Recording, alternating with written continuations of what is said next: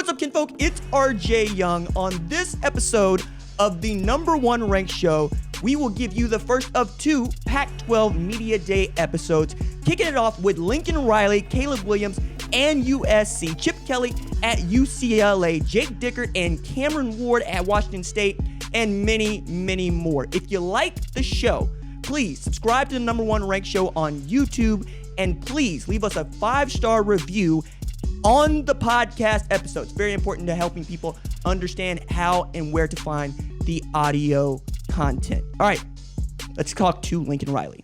I'm pleased to be joined by USC head coach Lincoln Riley. Coach, how you doing? I'm doing well, thank you. I wonder, going into this season, what it is that you think that you have to do to grow as a head coach. I think you always have to grow. That's you're asking your players, your other staff members to do it, but you're not going to do it. I mean, it doesn't work that way.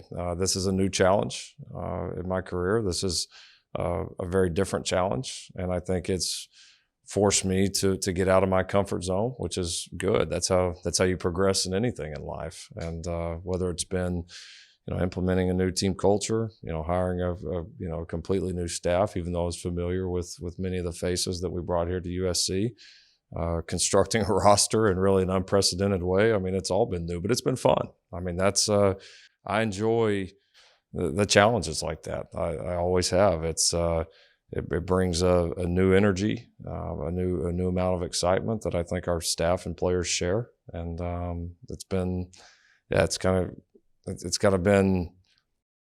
been very interesting first 7 or 8 months, but I think new jobs are always like that. But we've really embraced it, and the people of USC have certainly embraced us in the program. I believe 47 new faces to your program this year.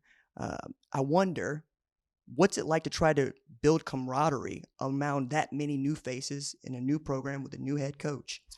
It's a challenge, but I think we had something to rally around from the beginning, and it's that at the end of the day, all of those new faces made a choice to want to be here at USC. And whether it was the new people coming in, whether it was our team that was held over from the previous year, all of those players had a chance to leave and transfer or declare for the draft or whatever it is. All of the players that came in could have went to other schools. All of the coaches that came in here could have stayed at their previous school. And everybody that made that decision, I think, has taken it personal to get USC back to where we believe it should be in college football. And so we've been able to rally around that point. And I would give our team a lot of credit. With the way this roster was constructed, our team camaraderie is further along than maybe what I would have thought at this point. It really is. The guys have really embraced each other. They've taken the time out to get to know one another. When you're around this team, it does not feel like we were constructed the way we were. That's an interesting observation, because I was going to ask, how close is this team from a culture and leadership standpoint to some of your better teams in the past? I think from a culture standpoint, I'm excited about what we're building. I mean, this is obviously a totally different situation than the one that I inherited at Oklahoma. But I think in that, there's been some advantages with that too, where sometimes when you start with a blank slate, it's easier in a way to make the changes that you deem necessary. And I think our team has been very receptive of that. So and I tell you, it's been a lot of fun. I mean, there's a lot of work to do and build a roster the way we did, and new staff and all that's going on. But I mean, our staff has really enjoyed it because of how receptive these players have been, and they want it. I mean, they're hungry for the culture. They're hungry to learn how to play championship level football, and we brought a staff that knows what that looks like, and hopefully it's a great combination. You mentioned fun, Coach. I'm going to need you to give me an example, because I've heard some in the past, but I want to hear some new ones. We've had a lot of fun together. We had a competition in the spring, a kicking competition at the end, and our guys. No kickers? No, the kickers were involved, but we had one assigned, or we had them sign if they made them. Basically, then the coaches had to do some of the up downs if they missed any, then the players had to, and our kickers were pretty clutch, and we ended up on the ground, which our players definitely enjoyed. they were able to give us a taste of our own medicine. No, I appreciate knowing that, Coach, because those are the small examples that I think lead to some big changes. One that I think you are very familiar with is how Alex Grinch is able to turn around a defense in a very short amount of time. I believe that was a weakness of the 2021 team. How have you seen Coach Grinch's scheme get to these players so quickly? Well, you said it. One, he and the staff know what to do, and that's the first step. You have to have a plan, and it always helps when your plan has been proven successful. And he's done it at Washington State. He's obviously did a great job of it at Oklahoma. The change there was, obvious to anybody that knows anything about football, and obviously confident that we're going to have a lot of success there here defensively at USC. I think our players have bought in not only to the overall culture, but enjoyed this scheme. Again, it gives me a lot of memories of our guys, Kenneth Murray and all the different guys at Oklahoma, learning that for the first time. And I think more than anything, they've appreciated the consistency and the intensity of the way our guys teach and the way our guys coach. And so I felt like when I took this job that this is a place that you could go get just about any defensive coordinator that you want or have a chance to. And to be able to bring Coach Grinch here was a huge part of this transition. Knowing what Kenneth Murray was capable of in this scheme, I'm excited to see what Shane Lee can do as well. I'd be remiss, Coach, if I did not ask you how you feel about USC joining the Big Ten in a couple of years.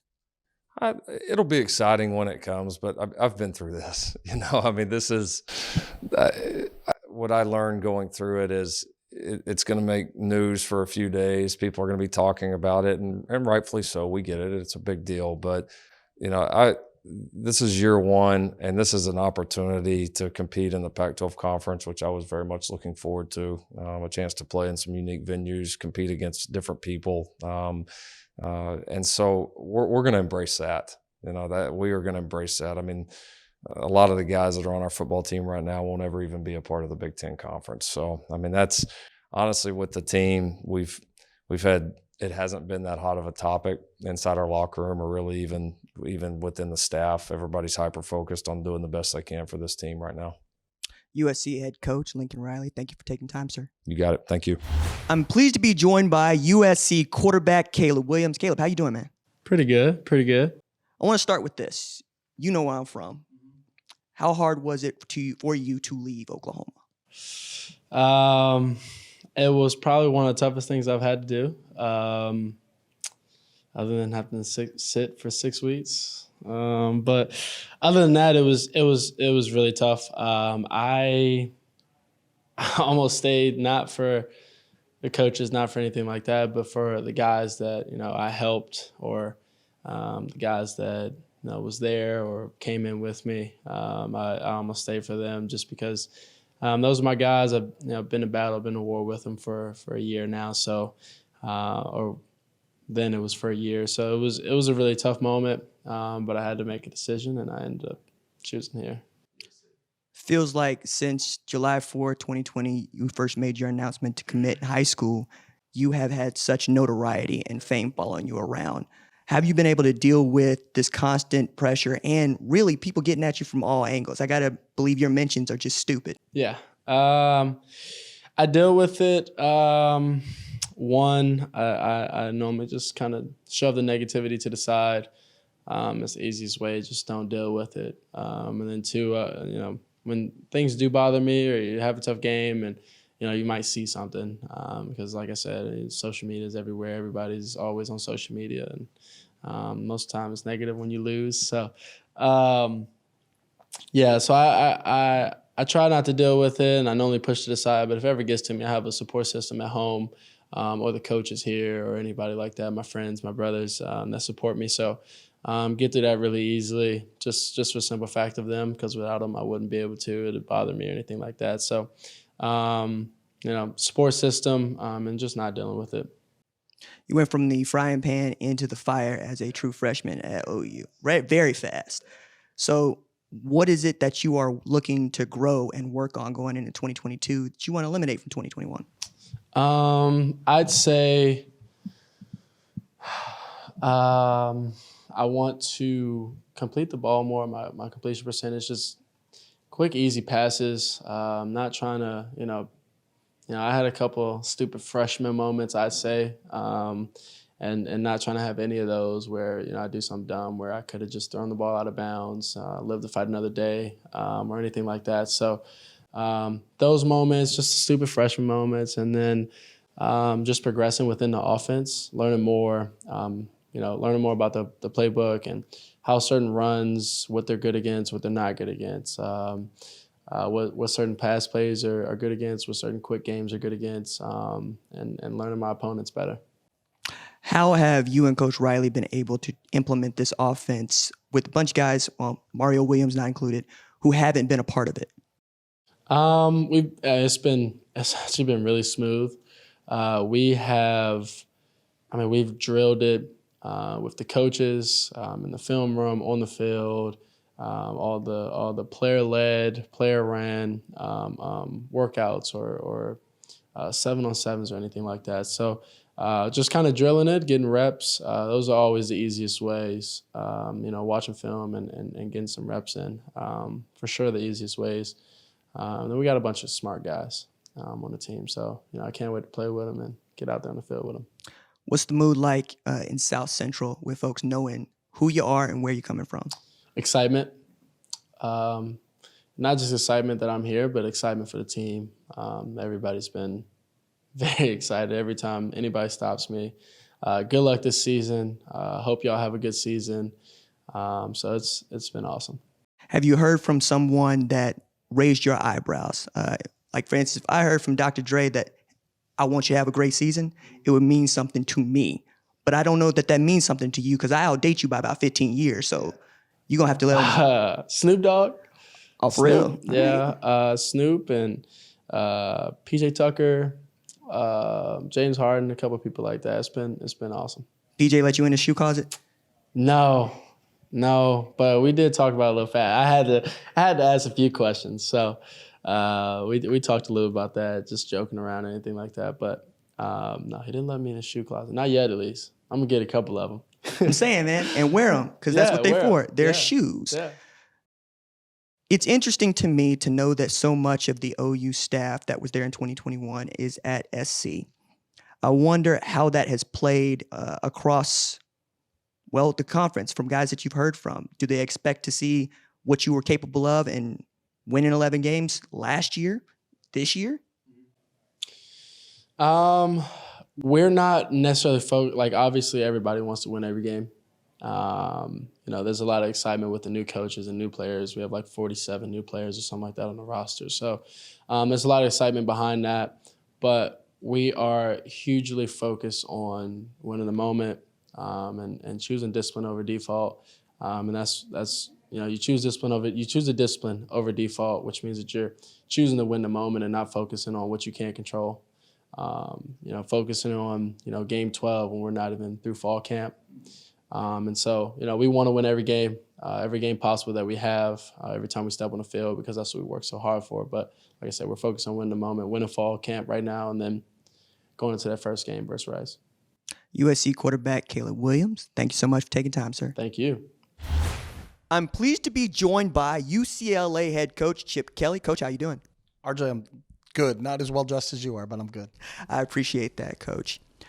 I wanted to start with, how is it to have a returning starter in Dorian Thompson-Robinson and 4 years of knowing what he looks like and can do? Well, unlike some other coaches, I get to sleep at night.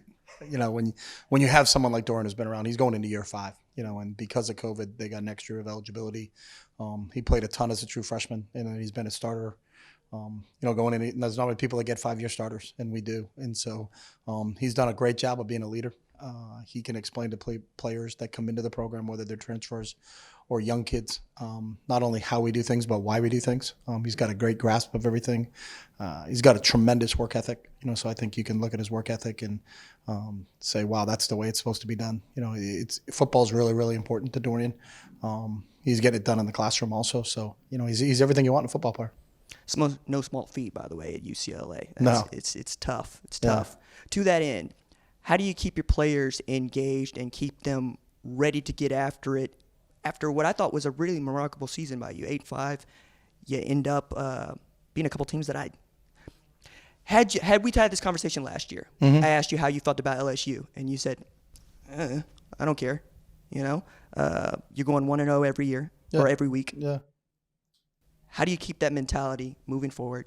I think our players have learned through that. You know, we obviously had a couple of really big victories, and then dropped one after the LSU game. You know, then went on a little bit of a stretch, and then dropped one to Utah, and then rallied and had an unbelievable finish to the season. You know, beating Colorado, beating SC, and then beating Cal and scoring, averaging about 50 points in those games. So our kids figured out, you know, it is about every week, and it is about, you know, each week is a season. You can't really look too far ahead, you know, and I think they've learned that. We got a predominant amount of those guys back, so I think they can impart those lessons on the new guys that we've added to our program. And we've added some key pieces that I think are really going to help us. So we're really, really excited about this year. We have a mature team. We'll have 21 kids that will play for us this fall that have already graduated, you know, and then they're in grad school. And so there's a maturity to this football team that you're excited and you really want to be around them. It's interesting you talked about adding those pieces. You took in more transfers than incoming freshmen. That's 5 years ago. We would have never thought that. Now that's normal. Yeah. How do you feel about the future of the sport going that way? I think sometimes people get too worried about where is it headed instead of taking care of the job at task. And our goal always, number one, is two things. It's our team and the season, you know, and we're not looking past anything more than that. You know, I think if you're starting to say, hey, we got a 4-year plan and we're going to bring this in and develop them, then you may not be around in 4 years. You know, I think it's a year-to-year deal now. You know, you can look to the professional ranks, look what the Rams have done, you know, when they took in Stafford and OBJ and all those other guys, and what Les and Sean McVay did a great job of putting together a team. You know, I think every year is a unique process of team building, and how do we build the team for this season? And that's what our process is. And I think we've built a good team for this season. When this season's over, then we'll plan on building a team for next season. I understand wanting to stay in the present, but I got to ask Coach, because Coach Day I talked with just a couple of days ago. Yeah. Had learned that UCLA was going to be added to the Big Ten Conference while you guys were golfing together. I wondered if you could tell me the version of that story. Yeah, we were in a small charity golf tournament back in New Hampshire, and I was in the group in front of Ryan. So I got a call going into, I think it was the 14th hole, and I was told that, you know, there was a vote coming up and that we would be leaving to go to the conference if the vote was yes. And I said, when? And they said 2 years. And I said, all right. We played the next 4 holes, and Ryan caught up with 2 holes to go, and his phone was getting blown up, and my phone was getting blown up, and we didn't have any say in it, so it was just, you know, 2 years is a long time, so that was about it. But having seen so much change in the last 5 years, how do you keep yourself level and day to day?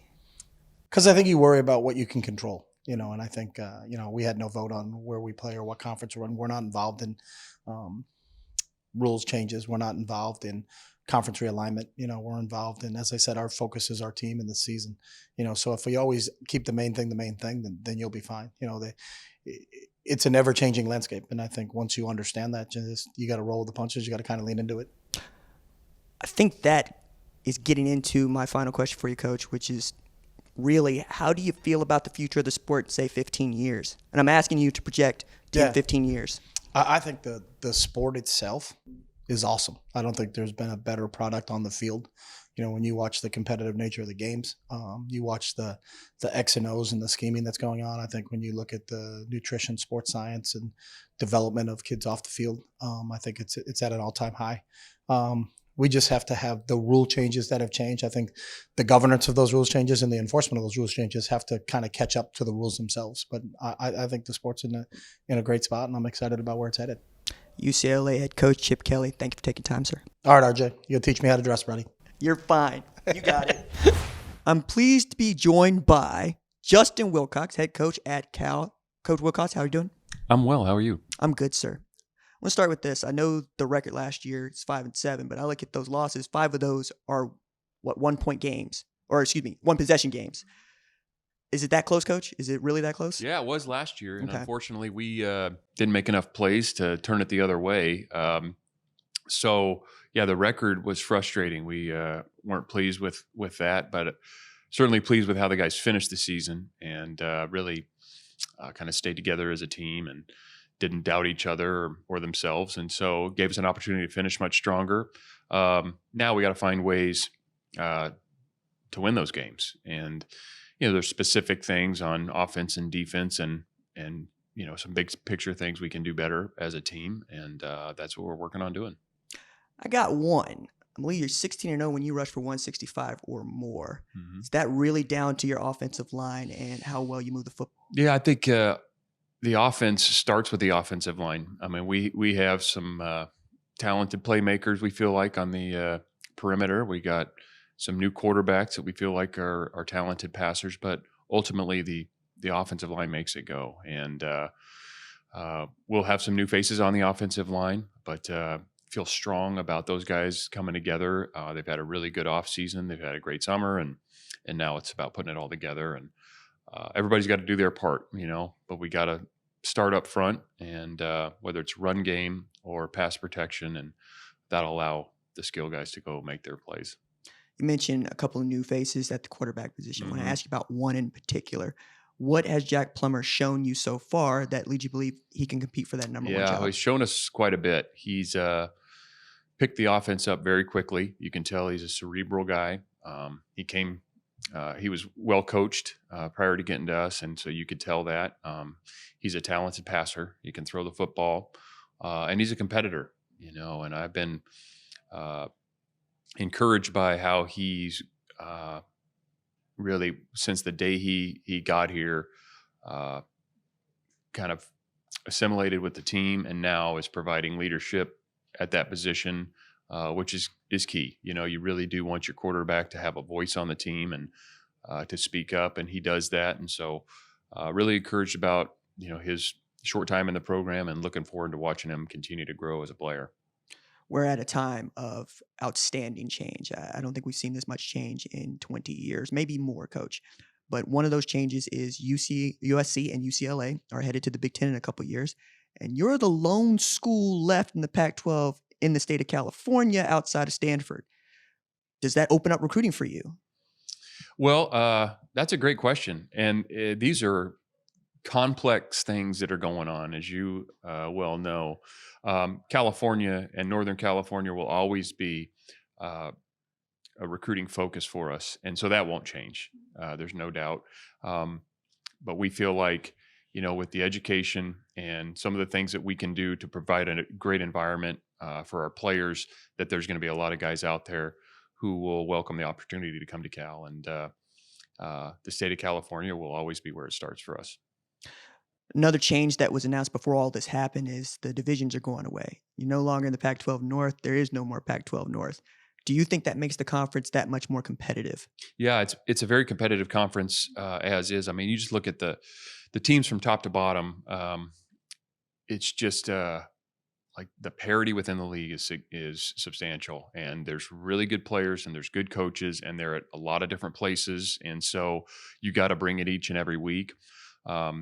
And now with the new model, and the top two are going to the championship game, and we're all in support of that. And there still has to be some scheduling because there are 12 teams, and they got to figure out how to schedule them. And we want to make sure, and we're in favor of playing the California schools always, and so we're able to do that. But I think it's a good thing, and ultimately our job is to go out and win. And so that's what we're concerned with, and we're going to start working on that again on Friday when we hit the practice field. It's interesting you point out that you want to play the California schools and how important the regional aspect of college football comes to my focus, which leads me to this question, Coach. It's open-ended. Please go any direction you want with it. But how do you feel about the future of college football? I know there's a lot going on. As you mentioned, we haven't seen, any one of these changes in a given year would be substantial. But when there's, 4 or 5, 6 significant changes in college athletics, can feel a bit unsettling to a lot of people who have been around and been fans and been a part of college athletics for a long time. I think there's going to be real positives that come out of all this, even though it may be a little uncomfortable in the moment for a lot of folks. And so I still have, people love college football. There's a place for college football in our country. It's not going to go away. And so is it changing? It absolutely is changing. Do we have to keep our knees bent a little bit? Yep. But I think a lot of these things are going to be beneficial for the student athletes and for the institutions, and we're ready for that. And as I mentioned, it may not feel comfortable all the time for everyone, but that's just part of growing. Knees bent, head on a swivel. I love that, Coach. Yeah, knees bent. Cal coach Justin Wilcox, thank you so much for taking time, sir. Thank you. Go Bears. I'm pleased to be joined by Washington State head coach Jake Dickert. Coach, how you doing? I'm doing great. It's just a pleasure to be here. I mean, football's right around the corner. I mean, it's just an exciting time. You know, the passion of college football that makes it so great is almost here. So we're excited to get started. I'm excited to see what Washington State is capable of in 2022, especially coming off of not just the first Apple Cup win for Washington State against Washington 7 years, but resoundingly so, 40-13. How do you carry that momentum into 2022? Well, I think that was really a special group that we had last year. You know, I think we showed the world, you know, the culture and the people that are within our program, you know, and those players really wanted to finish and do something and accomplish something that they hadn't done throughout their 5 years there, you know. So to carry that momentum on, it's about building a new group. You know, I talk to our guys all the time. You know, that was something that those guys accomplished, you know, but I think that group set the tone of how it looks like, what's the work ethic, and what it's going to take to win big time football games in pressure environments, you know. So you can never replicate that game day environment and that experience, you know. And we're excited about the guys that we have coming back, but it's about that mentality and that belief to be 1-0 each week. You made a huge splash twice as far as I'm concerned. First in hiring Eric Morris coming from Incarnate Word, and then Cameron Ward follows him to Washington State. How excited are you to have a guy on staff that also shares an FCS background and a guy that has developed Patrick Mahomes, Baker Mayfield, and the like? Well, I think Eric Morris is one of the best young offensive coordinators in the country, you know, so be able to bring Eric in. But it's about alignment. You know, I think he shares the vision of what I have for offensive football as well. I think he does a tremendous job of game planning each week. It isn't a system of this is what we do. Let's fit it to our players, and let's go out there and be explosive each and every week. And that starts at the quarterback position, you know, and, you know, the synergy between coordinator and quarterback is very important, you know, and I think Cam has a really comfortable attitude within our offense. And I've had an opportunity to see his jump from really that first year in the offense to the second. It's just at a different place. You know, and I grew up on Brett Favre, you know, and that is what Cam Ward reminds me of. You know, he takes those chances. He's a great playmaker. He's going to extend plays. And he's also very smart, and he works in the film room and he's going to get us into a lot of, you know, great situations. Because we put a lot on the quarterback. This is a quarterback-driven offense. And Cam Ward, I'm a believer, you know, and I told him I trust him. Go out there, cut it loose, and you're the decision maker for this program, and we have your back. And he's earned that trust, you know, through repetitive action and hard work. So he came into a great situation and really worked hard, and this is partly his football team now. My mother's very excited to hear you say Brett Favre. She's a Southern Miss grad, so she's going to get that. But you mentioned repetitive action. What does that mean for you, Coach? What does that mean in your program? Well, I think it just means he came in and he earned the trust of the team, you know, and we have a culture of hard work. You know, you want to be part of Washington State as part of the Palouse, as part of our people, our fan base, our alumni, our faculty. Our team respects hard work. You know, and Cam came in and just put his nose down and just went to work. He ended up being like an extra coach on the field, you know, because he knew the offense better than our players. He did a good job almost just running some of the player run practices by himself, and just that's how leadership is born, right? Through action, not through words. You know, so it was fun to watch Cam do that as he continues to grow throughout the summer. And I think it'll take the next step as we get the pads back in fall camp. I don't want you to be specific for obvious reasons, Coach, but can you tell me about maybe a flash play that you saw from Cam going against what I suspect is you and Coach Ward's defense? Yeah, absolutely. I mean, it was like a red zone kind of competitive series, and you know, he breaks away out of the pocket. He starts backpedaling to his left. He throws a strike back over the middle of the field to Lincoln Victor, one-handed snag. You're just like, he's got it, and it is so hard to find. And I had an opportunity to be at Wyoming and watch Josh Allen, and there's just an it factor that just reminds you of those type of guys. but it's more than talent, it's mentality, you know? So that was the one play that just stands out. I'm like, this guy has it. Couple of broader questions for you, Coach, if you don't mind. First one is, how do you feel about the strength of the conference going in 2022? I'm excited for 2022. You know, I think we got a bunch of schools that have improved and have a bunch of want to prove who we are, you know, and I think that's a great place to be, you know, and I think, you know, each week, what I love about the Pac-12 is that you have to bring your A game, right? Every team can beat anybody on any week. And I think that's a great place to be as a conference. And it makes it exciting that you got to tune in, and there isn't just going to be one team that's dominating year to year. So Washington State is one of those programs. Why not us? You know, and I think that's important. When we play our best and when we execute, you know, I think we have a chance to be 1-0, you know, every Saturday. A bit of a simple question, Coach, but indulge me if you will, take it any direction we'd like. How do you feel about the future of college football? Change is inevitable. You know, and I think that's an important part. Like, everyone wants progress. Nobody wants change. Okay. And change is inevitable. I talk to our players about it all the time. You know, it's about surrounding ourselves with solution-based leaders. Okay. It's solutions, right? So, you know, I'm really, you know, proud to be with George and our commissioner and our team at the Pac-12, because I think they're going to lead us into a new era of Pac-12 football in the Pac-12 conference. You know, so as college football continues to change, we're going to change with it. You know, the hardest part is it's changing at a very rapid pace.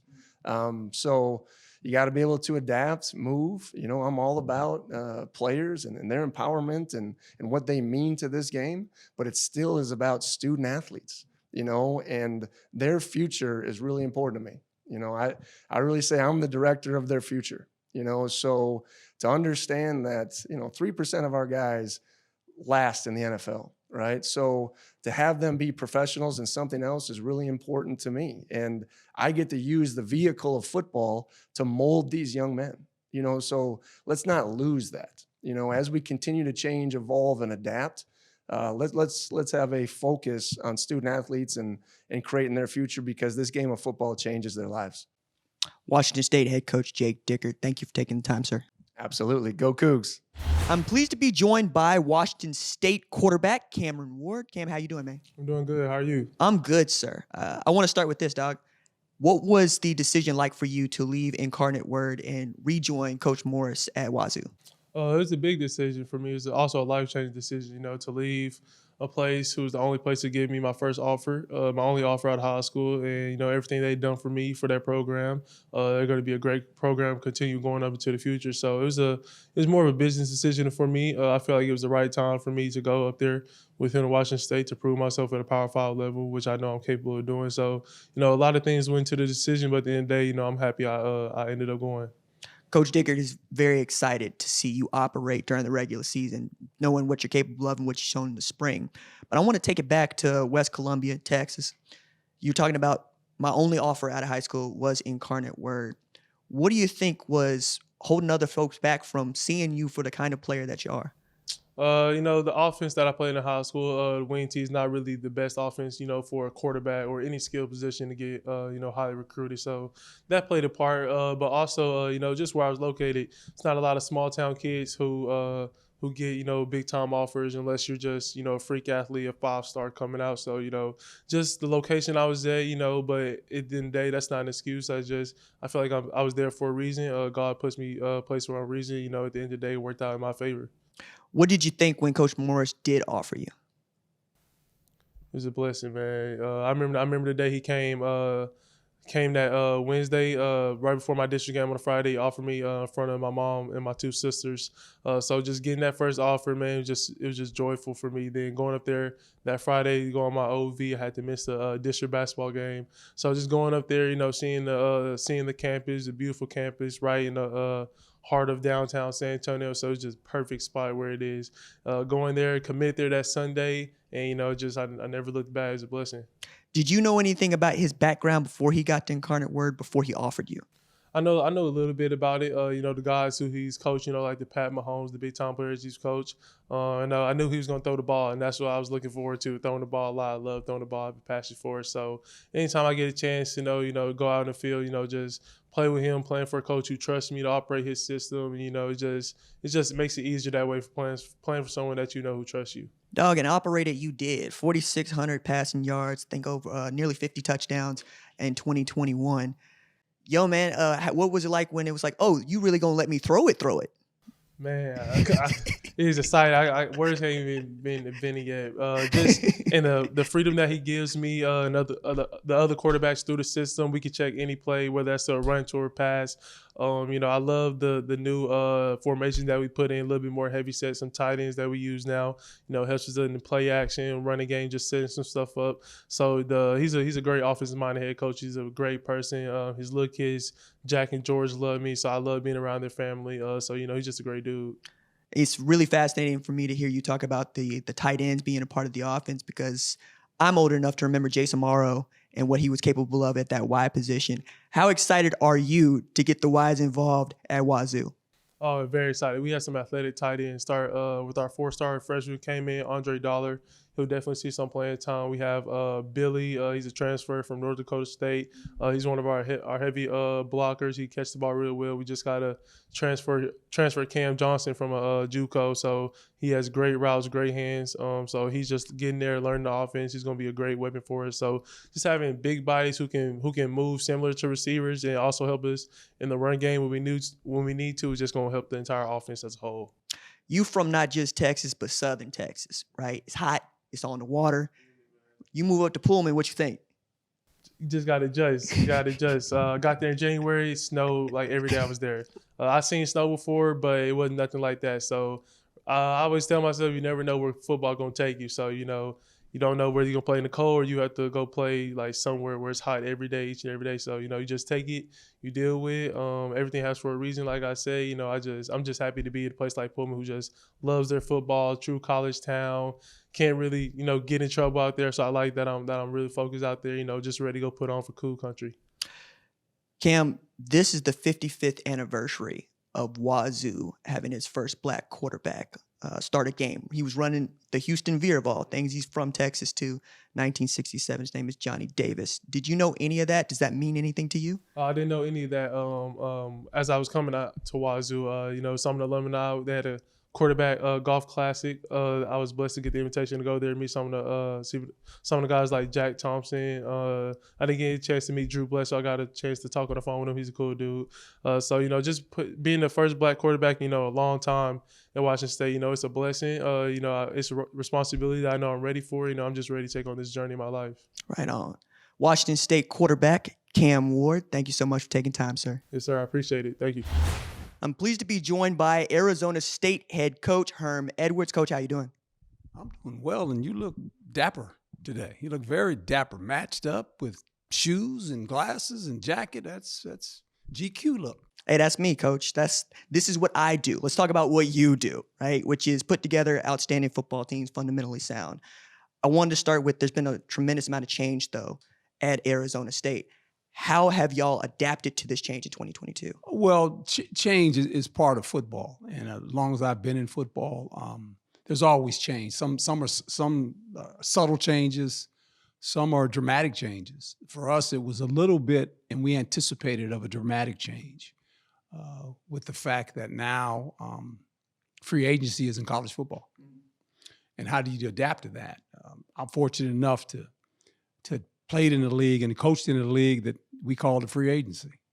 And so now it's part of college football. And I think how you adjust to that, according to what your roster looks like, the players you add, because of the loss of players, we lose 11 players off that last year's team that signed NFL contracts. Some drafted, some free agents. How do you replace those guys along with other guys that left through the portal? And so I think we anticipated that before it even happened, right? And what was our roadmap and what were we about to do? And we went portal, JC, grad transfer, some high school to replenish our roster. And when you do that, I think a lot of people from the outside are saying, what's going on? Well, look, no one knows your team better than the people in the building. And I think that's what we always look at. Who's in the building? What are the pieces we need? So it was methodical. We went through it methodically. I mean, when the day the season ended, after the Wisconsin game, I went into the room and looked at portal players at every position that we wanted to try to add to our roster, and the fact that we will lose so many players. So I think we did a good job of collecting some players with some talent. Now, I think the thing that we'll have to deal with, and a lot of teams will have to deal with, when you make that sort of change, how do they play together? That'll be interesting. How do they come together as a football team? Couple of high-profile transfers, if you will, entering the Sun Devil program. One being Emory Jones, quarterback. Another one being Xavier Halliday. I'm just going to flat out ask Coach, who's going to be the starting quarterback week one? Well, hopefully it's going to be the guy that transferred in. But there's still competition, and he knows that. But I think at the end, his talent, what he can do, what I've watched already, I think that's going to help him. But there's still competition. He understands that. And I just think certain guys know that. Look, players know this about competition. It's about what you do on the grass. But eventually, we're going to have to make decisions at a lot of positions. You mentioned those two positions. There's some offensive line positions. A lot of competition at receiver, right? Because we brought some guys in as well. A lot of competition at the corner position. We brought some guys in there as well. We lose two of our corners to the draft, right? So there's certain positions, but you mentioned the one, it's quarterback, because if you don't have one, it feels 150 yards long. It's an important position, Coach. To that point of competition, though, how much competition does Merler Robertson have? Because that's a 6-year senior you got a lot of football from. Seems to be linchpin in your defense. Zero. Okay, all right. He's a penciled-in starter. He's been a starter since he's a freshman. Everybody knows it. It's just a matter of not wearing him out. And I think that's what you have to deal with as well, too, now, is you get a lot of these seniors, Soley being another one, who's been playing a lot of football for us. How do you cut back on their reps? That's important to get them through the season. We felt that last year a little bit due to COVID. Had a lot of guys come back, and it becomes long for some of these guys. It wasn't a 4-year career. All of a sudden, it was a 5-year career. And it's interesting how that all kind of works when you see it unfold. And it caught us a little by surprise, some of us, like, oh, this guy, There comes a point where they're tired of college football. After their 4th year, they're playing another year. It's like, I've been doing this a long time, right? And it's interesting. I'm curious, Coach, you having worked on the broadcast side, having spent so much time in the NFL, doing your job now at the college football level, how do you feel about the future of the sport of college football? It's interesting. It's in a place where I think we're all trying to figure that out. I don't think anyone has an answer, to be quite honest, because it seems to me every week it changes. And I think you have to adapt to that. It's almost like football is always evolving, right? And you can go back to the history of football where the forward pass was obsolete. It was like, oh, we don't do that, right? Well, then that came into the game. Spread offenses weren't like, that's college stuff. Well, it's in pro football now. They've adapted to that, right?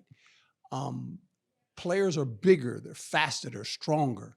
Now, all of a sudden, we look at certain traditions in college football, right? And that's the thing about college. There's so much rich tradition over 100 years, right?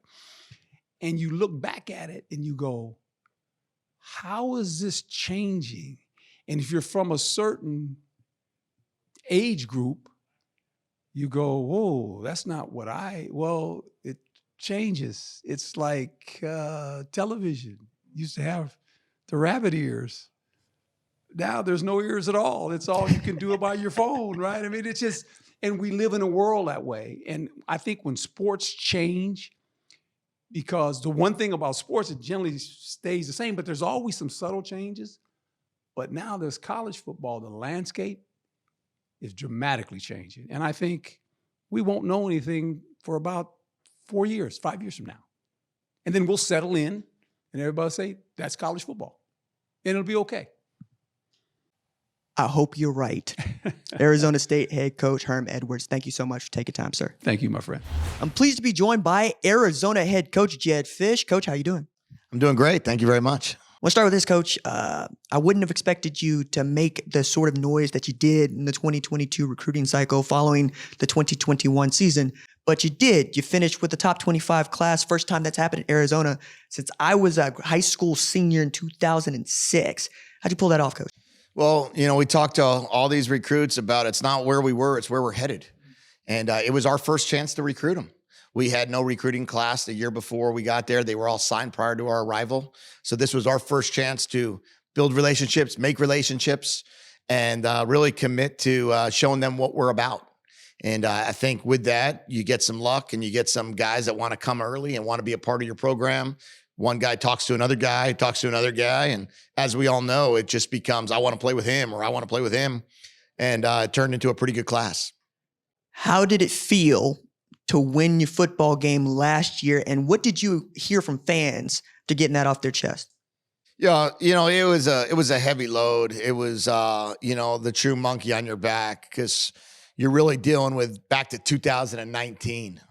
You're talking about, I think it was 8 games in 2019 that in a row, and then 5 more in 2020. Then you lose by, 9 touchdowns to end 20, and then you're back, and now you've gone 5 or 6 more games, and it just becomes exhausting because that's what's the topic of conversation. We needed to get that done. We need to get that behind us. I would have loved to get it behind us week 1 against BYU, and we lose 24-16 and don't find a way to win the game when we need to. I would have loved to get it done week 3. I would have loved to get it done. A couple opportunities we had that we didn't accomplish that goal. So it was great. What I respected the most about our players is they were able to block out the noise. And if you can block out the noise, you got a chance. And now, it's behind us. Now it's a matter of just going out there at 0-0 and seeing what we can do. I'm glad you brought up the single-digit loss to a very good BYU team. You're in a bunch of those games. What needs to change to flip those losses into wins? We got to score more in the red zone. We've got to find ways to not just get close, but we can't trade field goals for touchdowns. You can't turn the ball over as often as we did. We only took the ball away 6 times all season. We had 9 games where we had no takeaways. If you can take the ball away one more time, if you could score one more touchdown in the red zone and not trade it for field goals, we're in a much different situation. But we had some critical turnovers. We're up 9 against Washington with 8 minutes left. Turned the ball over on their going in to score. It's 3rd and 1 on the 1 against ASU in a 7-6 game, false start, and then miss a field goal. And, you just start having some things that start happening to you. So you got to just be able to be mentally tough. You got to be able to score when you get close. And hopefully playmakers will help us get there. It sounds simple, but those are the things that I believe you can do to win more football games. But also, Coach, you're taking another step in the offseason, right? You have this NIL collective that you're very proud of. And one of the things I'm really impressed with is you've embraced this aspect of the game and how it has changed just over the course of a year. What led to this, and how do you feel about the future of college football? Yeah, the NIL is the future of college football in a lot of ways. I hope we maintain our amateurism, and I hope we understand that these kids need college degrees, right? There's about 2 to 3% of them that might go on and play football after 22 years old. So we got to do a great job between 18 and 22. But a lot of these guys don't have opportunities in life to be able to help mom and dad or help mom or get them to come travel. And unfortunately, there was 2 things that were happening. Either it wasn't getting done or teams weren't doing it the right way. Now it gives you an opportunity to say, hey, we have opportunities for you. I'm most proud of our NIL situation where we were able to get every player on our football team a laptop computer. We had 70 players on our team didn't own a laptop. People don't realize, that we were able to do hours upon hours of service in the community now through the NIL collective. Our players are able to go out there and impact so many kids with an autograph or a time well spent, in the Boys and Girls Club. So they get a little bit of compensation for it, and they get to be able to help themselves and help their families, but in turn, with the smiles they're putting on the community's faces is far greater. I find that fascinating, Coach, you coming from an NFL background and this tumultuous change that you jump right into. Like, hey, I think I want to be a college football coach. Cool, we're going to change up everything you know about the sport. But that said, how have you been able to just stay nimble, adapted, and more to that, positive about what is in store for Arizona football? Yeah, when I chose to leave the NFL to go be a college head coach, I did it because I love college football. I love the pageantry. I challenge our fans. Come early, stay the whole game. When we start playing Don't Stop Believing between the third and fourth quarter, stand up and sing. When we're giving out Tucson towels, wave the white towels. Get everyone fired up. Embrace the band, embrace the cheerleaders, be at the Wildcat Walk. Understand we're building something special here. From 1980 to 2000, University of Arizona football was, winning 65% of their games, third most in the Pac-12, Pac-10 at that time. And now we have a chance. We got to do it again. These last 20 years haven't been good to Arizona football in its entirety. We've won 46% of our games. Well, now it's 2022, which means it's year one of the next 20. And that's what we're excited about. Be remiss, Coach, if I didn't ask you who's going to be your starting quarterback week 1. Yeah, well, as I said earlier, Jaden Delore is going to be taking all the snaps with the ones right now in training camp, and hopefully that's how it'll plan out week 1. Right on. Well, Coach, I'm glad that you got a plan. Sticking to that plan. It seems like you're having a good time. Arizona coach Jedd Fish, thanks so much for your time, sir. Thank you.